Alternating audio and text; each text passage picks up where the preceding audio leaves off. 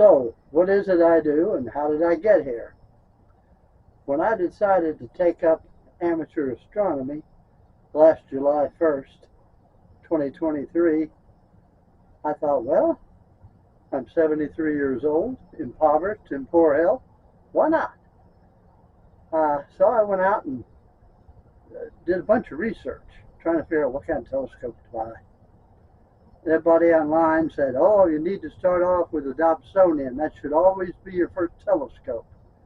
I said, well, I want to take pictures of the sky. Is that a good choice? And they said, oh, yeah, everybody starts off with a Dobsonian. And the bigger telescope is better. Aperture is king. So get the biggest Dobsonian you can afford. I had a $300 budget for this hobby and went out looking for Dobsonians, and the biggest one I could find was a 10-inch. So I bought a 10-inch Dobsonian for $1,000. It was way too heavy. I'm old and feeble. I could barely drag it out into the yard. I was down on my back for 3 days, so I gave it away.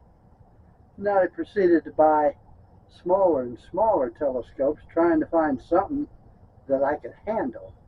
Ended up with a 130 millimeter Newtonian reflector. Actually 134 millimeter, the first one. An Orion observer.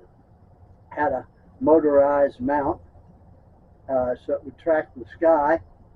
I thought, yeah, I can carry this. Oh, he only weighs 19 pounds. Dobsonian was 61. I bought a telescope camera, and I couldn't get it to focus. I bought another one, couldn't get that one to focus. Bought another one, couldn't get that one to focus. Called Orion, called emailed SV Boney. Went on a bunch of forums. Everybody said, well, you sometimes have trouble getting Newtonians to focus. And, well, that's great. Finally stumbled across a video where they said small, inexpensive Newtonians won't focus because they're designed for visual use. When you crank it in all the way, your eyeball focuses, but the sensor on the camera is recessed a bit, so you can't crank it in enough. A couple ways you can fix that. One, takes the back of the telescope off, put in a ½ inch or so worth of spacers.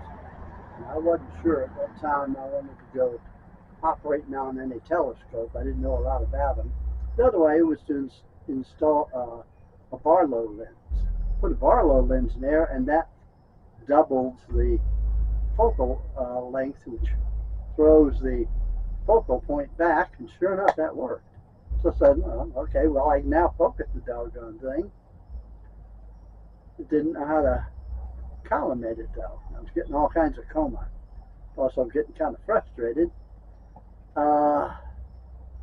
Bought a collimation cap, and I couldn't figure out how to collimate it with that. Bought a Cheshire lens, or a Cheshire eyepiece. I'd spend 30 minutes trying to get it collimated, and then wouldn't be sure if it was actually collimated. I thought, what I need is a refractor. So I bought about a dozen different refractors. Some would focus, some wouldn't. Some you had to add the diagonal to get it to focus. Others you had to add a spacer to get it to focus. So I thought, well, I've now got refractors that will focus,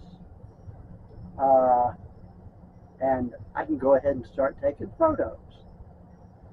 Got my star map out.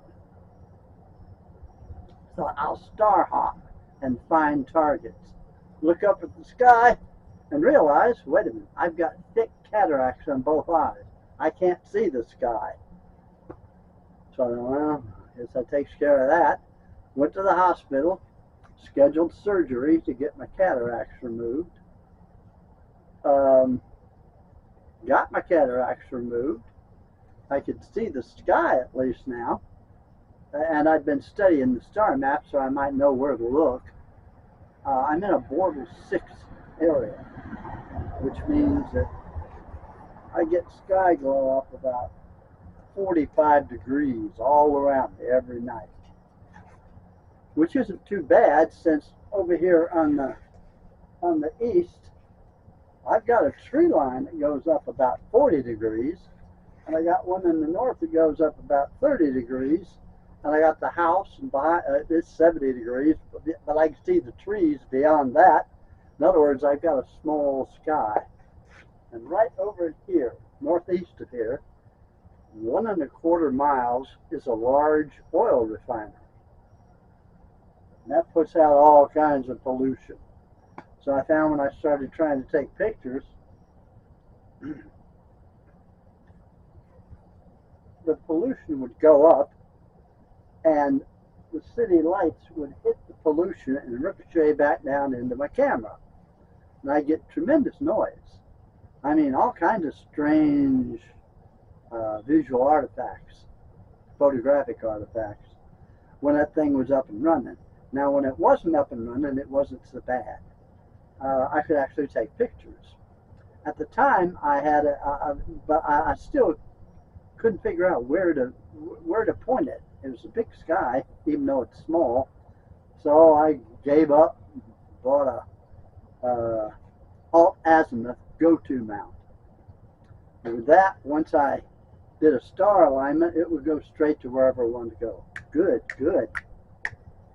I started taking photos, and although I started the hobby in July, it wasn't till December that I could actually take photographs. And I took some photographs, and some of them were kind of okay. I took about 30 photographs of Messier 31, Andromeda, which comes up directly over the oil refinery. Never did get a good picture of that. So I got some pretty good pictures of Orion, which came up in my good part of my sky. And then spring came, and it rained and rained and rained, and I couldn't take any pictures at all. In the meanwhile, I did some more reading and found out I needed to get the alt azimuth mount, which I could only take pictures for like 15 or 20 minutes before I had a black line, which kept getting thicker and thicker on two sides of the photo, and then it would swap and get thicker and thicker over here. Field rotation, they called it. It was eating my photograph. So I thought, I don't want my photographs getting eaten, so I bought a couple of mounts like this one. It's a German equatorial mount. It sweeps across the sky, and you don't get field rotation. So I'm dyslexic. Wrestling with these things was really hard, and I eventually figured out with a go-to. This has a. Can you see it from here? This has a Astro Gadget go-to conversion kit. Once I install that, this was like my alt azimuth mount. I could star align it, tell it to go wherever I wanted. Of course, I had to make sure it was level, and then I had to balance it, make sure it was balanced on both axes, and then I had to polar align it, and I used SharpCap Pro to polar align it, which works really well, by the way. I got bad knees and a bad back, so I can't bend down to look through the polar scope. But you can polar align it really nice with software. I've heard Nina works too. And once I got it all polar aligned, then I would star align. Since I was used to SynScan with my Skywatcher AZ GTI, I went ahead and downloaded the firmware and installed it for SynScan. So I can operate this thing with my telephone from inside the house. I got a long cable so I can operate the camera from inside my house. So this winter I can sit in the front room where it's warm and control the telescope. I took some pictures. I've only had clear nights when that plant wasn't running full speed. And I took a real nice picture of Andromeda, finally, and a nice picture of NGC 7000. In fact, I took two pictures of that, an hour each, one with a short tube 80 and one with my SV Bony 305 80 millimeter ED refractor. SV Bony likes to give long names. And they came out really nice. but I still have this small sky. 3 hours about all I could get on Andromeda from tree to tree. So I went ahead and bought a C6-A XLT by Celestial. It's a really short Schmidt Cassegrain. And I've been trying really hard to collimate that son of a gun. Once I get it collimated, I can take some pictures with it. I also bought a Hyperstar to stick on the front, and the Hyperstar changes that from an f10 to an f2. It'll be 6 times faster than my fastest telescope. So 1 hour gets me 6 hours on that one. On an average, for most of my scopes, 1 hour will give me 7.5 to 9 hours.